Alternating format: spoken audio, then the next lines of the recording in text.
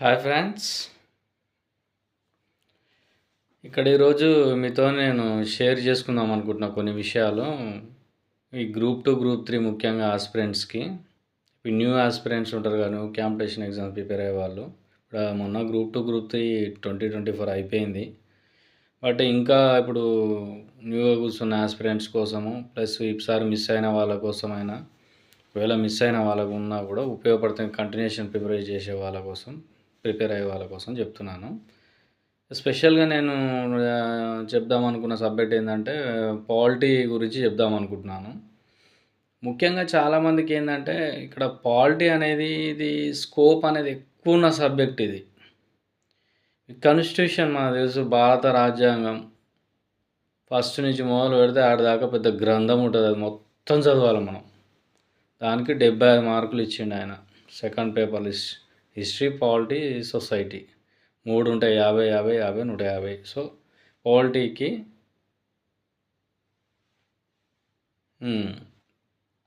50 మార్కులే, 75 కాదు, సారీ 50 మార్కులు ఇచ్చిండు గ్రూప్ 2లో సెకండ్ పేపర్లో పాలిటీకి. స్కోప్ అనేది తక్కువ, సబ్జెక్టు స్కోప్ మాత్రం ఎక్కువ పాలిటీ అనేది. ఎందుకంటే దీంట్లో నువ్వు కేసులు చదవాలి, ఈ ఆర్టికల్స్ చదవాలి, రాజ్యాంగ సవరణలు చదవాలి, ప్రతి సబ్జెక్టు కాన్సెప్టు చదవాలి, ఇదంతా ఉంటుంది. సో వైడ్ స్కోప్ ఉంటుంది సబ్జెక్టు. బట్ మార్క్స్ మాత్రం కొద్దిగా తక్కువ, 50 మార్కులు ఉన్నాయి. కాబట్టి దీన్ని తెలివిగా ప్రిపేర్ కావాలి ఇక్కడ మనం ప్రిపేర్ అయ్యేటప్పుడు పాలిటీని. ఇప్పుడు నాకు తెలిసిన దాని ప్రకారం మనం సబ్జెక్టుల చాప్టర్లలో ఇది వదిలిపెడితే అనేది లేదు. వాడు ఎక్కడికి వెళ్ళి అడిగేది తెలియదు కాంపిటీషన్ ఎగ్జామ్లో. As a paper setter professor గారు వాళ్ళు, టీజీపీఎస్ సంస్థ కానీ పేపర్ తయారు చేసే వాళ్ళు ఎక్కడికి వెళ్ళి అడిగేది తెలియదు వాళ్ళ అభ్యర్థులకి.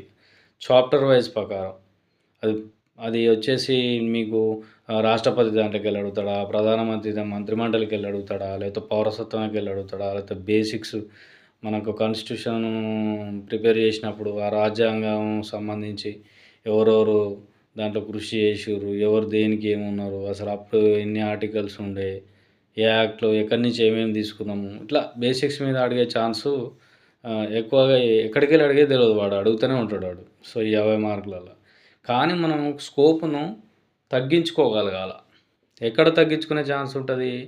రాజ్యాంగ సవరణ కాడ తగ్గించుకోవచ్చు మనం. నెక్స్ట్ ఆర్టికల్స్ కాడ తగ్గించుకోవచ్చు. ఎట్లా అంటే ఏదైనా కూడా మనం ప్రతిదీ చదువుకుంటూ పోతే సక్సెస్ చెందము,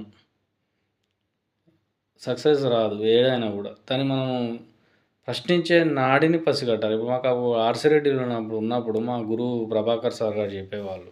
అసలు ప్రభాకర్ సారు ప్రశ్నించే నాడిని పసిగట్టిన వాడు విజేత అవుతాడని చెప్పేవాడు ప్రతిసారి మాకు క్లాస్లో. వాస్తవం అది. శాటభారతం ఇప్పుడు మనం మొత్తం చదువుకుంటూ పోతే మనము ఆ టైం మిగిలదు మనకు. ఆ టైం ఉండదు. ఇచ్చే 50 మార్కులకు మనకు అయిపోతుంది. సరే 150 మార్కులు ఉందమ్మా అంటే మనం అన్నీ ప్రతిదాన్ని మనం బైహార్ట్ చేయాల్సిందే, చదవాల్సిందే ఆర్టికల్స్ కూడా. సో ఇక్కడ స్కోప్ తక్కువ ఉంది కాబట్టి, కానీ నీకు ఆర్టికల్స్కి వెళ్ళి మొత్తం అడగడు. 50 మార్కులు ఉన్నాయి కాబట్టి ఇక మాట నీకు less than 5 marks, less than అంత మ్యాథ్స్ అయితే లెస్ దెన్ 7, 8 మార్క్స్ ఆర్టికల్స్ మీద అడుగుతాడు. అంతకు బియాండ్ పోడు.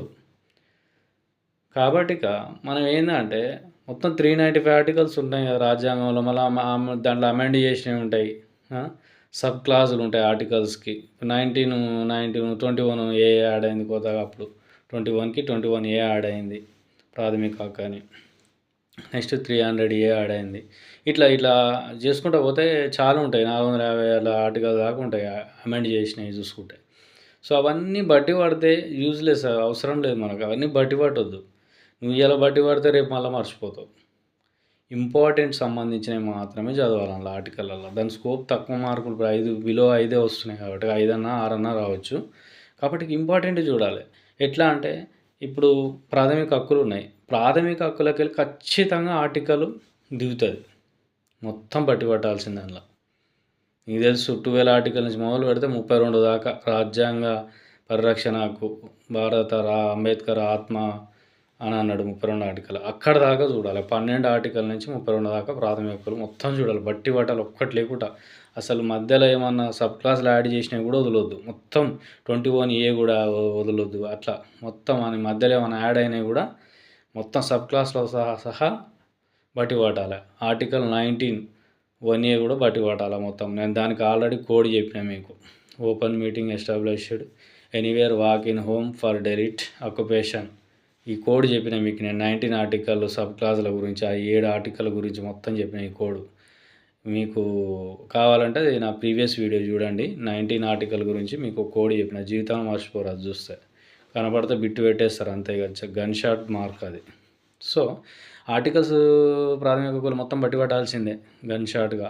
ఆదేశ సూత్రాలు కూడా బట్టి పట్టాల్సిందే. పక్క ఆదేశ సూత్రాలకి వెళ్ళి కూడా ఒక ఆర్టికల్ వస్తుంది. మీకు అర్థమైపోయింది. ఆదేశ సూత్రాలకి ప్రాథమిక హక్కులకి వెళ్ళి ఒక్కొక్కటి పడ్డది అప్పుడే. ఇక మనకు వచ్చేదే బిలో 7-8 మార్క్స్ వస్తాయి ఆర్టికల్స్ మీద. 1-2 మనకు ఆల్రెడీ ఇంట్లోకి వెళ్ళి ఒకటి వస్తాయి, రాష్ట్రపతి దాంట్లోకి వెళ్ళి ఒకటి వస్తుంది, హైకోర్టులోకి వెళ్ళి దాంట్లోకి వెళ్ళి అట్లా రావడం జరుగుతుంది. ఇట్లా మనం కోర్ ఏరియాలు చూసుకోవాలి. మంత్రిమండలి దాంట్లోకి వెళ్ళి ఒకటి వస్తుంది. ఇట్లా ఇంపార్టెంట్ ఉన్నాయి చూసుకోవాలి మనం. అంటే ఇప్పుడు ఎట్లా అంటే మన డీలిమిటేషన్ కమిటీ చాలా ఇంపార్టెంట్. అది ఇప్పుడు బర్నింగ్ ఐటమ్ ఉన్నది. మనకు ఎగ్జామ్ రాసే టైంకు బర్నింగ్ థింగ్ ఏదైనా ఎలక్షన్లో అవుతున్నా, నెక్స్ట్ ఏదైనా వివాదాస్పద అంశం ఉన్నా దానికి సంబంధించిన ఆర్టికల్ మనం చూడాలా. ఇప్పుడు ఎలక్షన్లు అవుతున్నాయి అనుకో, ఇప్పుడు పాపులేషన్ సెన్సస్ ఇప్పుడు కాలే ఇంకా.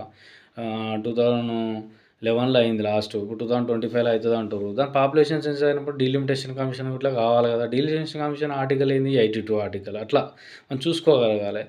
రాజ్యాంగ ఏది మన ఈ 370 ఆర్టికల్ రిపీల్డ్ అయిపోయింది.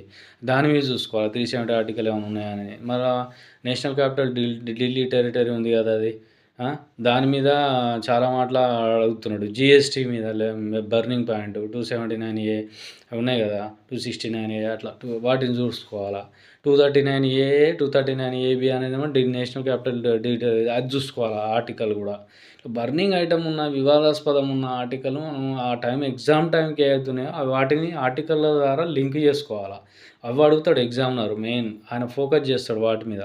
ప్రతిదీ కానీ ఉన్నాయి కదా 400 ఆర్టికల్ అని బట్టి అనుకో తెల్లారే మర్చిపోదు. ఇక అని ముచ్చట అంతా చటవార్తలు వద్దు మనకు. ఏంటంటే మనకు మార్కులు కావాలి. సో ఇంపార్టెంట్ సంబంధించినవి మాత్రమే మనం ఇట్లా చూసుకోగలగాలి. ఇప్పుడు రాష్ట్రపతి క్షమాభిక్ష 72, 76 వచ్చి అటార్నీ జనరల్ అనుకుంటే కాగు ఇట్లా చూసుకోవాలి. కాగు 148 ఆర్టికల్, అటార్నీ జనరల్ 76, 72 క్షమాభిక్ష ఇట్లా చూసుకోవాలా. 324 ఎలక్షన్ కమిషన్, 124 హైకోర్టు ఇట్లా అన్నీ చూసుకుంటా పోతూ ఉండాలి మనం.